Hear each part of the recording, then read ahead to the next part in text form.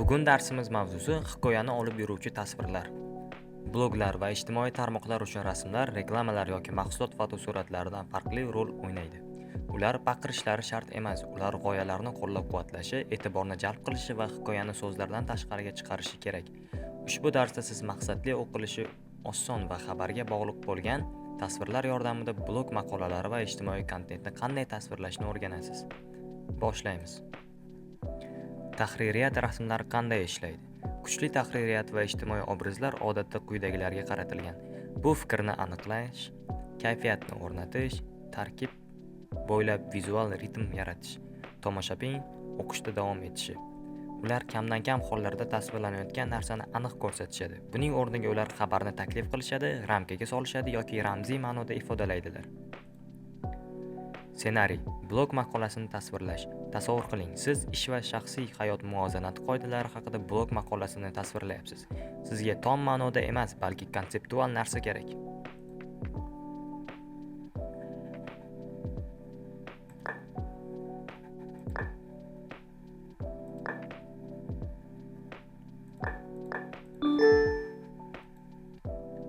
Siz olgan rasmlar mukammal blog vizuallari talablariga javob beradimi? Yo'q, nimadir yetishmayapti. To'g'ri javob. Avvaliga ular yaxshi ko'rinsa-da, bir narsa aniq yetishmayapti. Sizningcha bu illyustratsiyaning asosiy muammosi nimada? Fikr noaniq va umumiy tuyuladi. Format noto'g'ri, ranglar noto'g'ri. Fikr noaniq va umumiy tuyuladi. Rasmda hech qanday aniq narsa ko'rsatilmagan. U vizual ravshanliksiz g'oyaga ishora qiladi. Nima uchun bu sodir bo'ladi? Abstrakt takliflar odamlarga yaxshi tuyuladi, lekin ular Midjourneyga ishlash uchun juda ham kam narsa beradi. Muvozanatni ifodalash, konseptual illyustratsiya, ramziy tasvir kabi iboralar sahnani tasvirlamaydi. Midjourney metaforani o'ylab topmaganda, uni ko'ra olganda yaxshi ishlaydi. G'oyani vizual sahnaga aylantirish. Konsepsiyani so'rash o'rniga g'oyani o'zida mujassam etgan jismoniy vaziyatni tasvirlab bering. Muvozanat mavzusi uchun bu quyidagilarni anglatish mumkin. Ikki qarama-qarshi muhit yoki obyekt, bitta umumiy kadr, aniq chegara yoki o'tish. Keling, buni sinab ko'ramiz.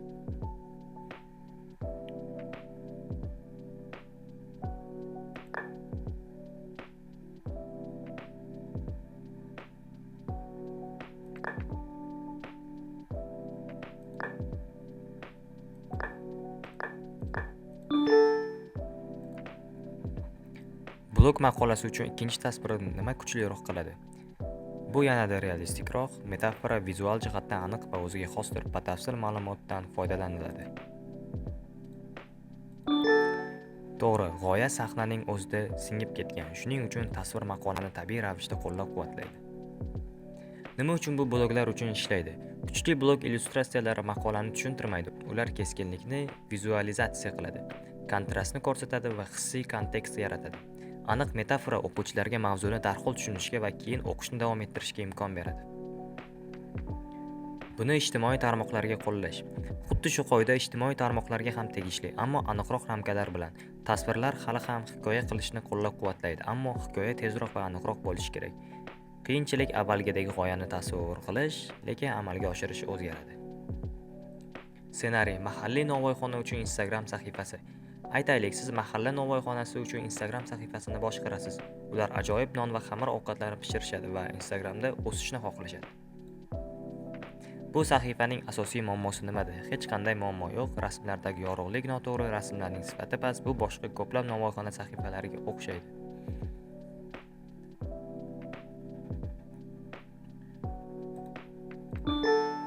To'g'ri, unda mahsulotlar ko'rsatilgan, lekin bu novvoyxonaning eslash uchun sabab emas.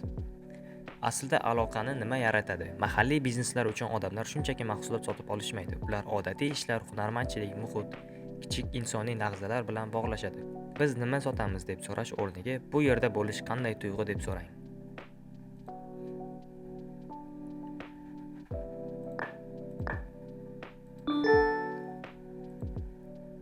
Nima uchun bu rasm ijtimoiy tarmoqlar uchun yaxshiroq ishlaydi? Bu yanada dramatikroq, bu atmosfera va qadriyatlarni ko'rsatadi, bu novvoyxonada nima sotilishi haqida ma'lumot yashiradi. Noto'g'ri. Aslida bu rasmlar juda oddiy emasligi va umumiy atmosferani aks ettirgani uchun ishlaydi. Hikoyalar mavjudlik haqida. Ushbu yondashuvni qo'llanishning yana bir yo'li bu stories.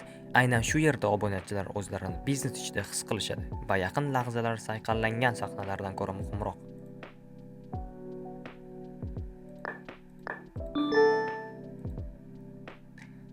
Tasvirni jonlantiring. Tasvirni jonlantirish funksiyasini eslaysizmi? Buni sinab ko'rish uchun eng zo'r vaqt.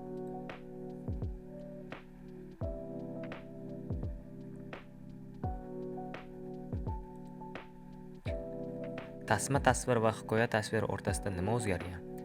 Diqqat mahsulotning jarayoniga o'tdi. Novvoyxona g'oyib bo'ldi. Xabar o'zgardi. Nuqtai nazar yanada yaqinlashdi.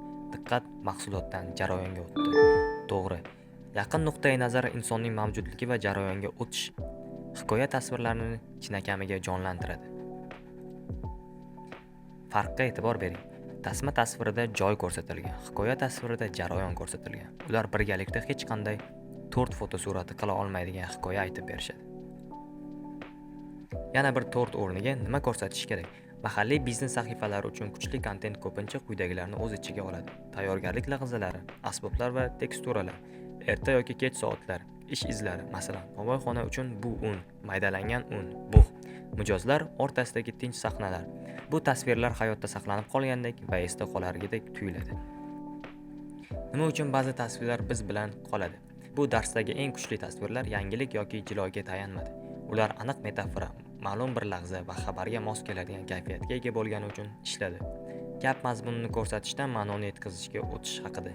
Tasvir biror narsaning nafaqat nimaga ekanligi, balki qanday his qilinayotganini ko'rsatganda u esda qolarli bo'ladi. O'ziga xoslik nuqtai nazardan kelib chiqadi.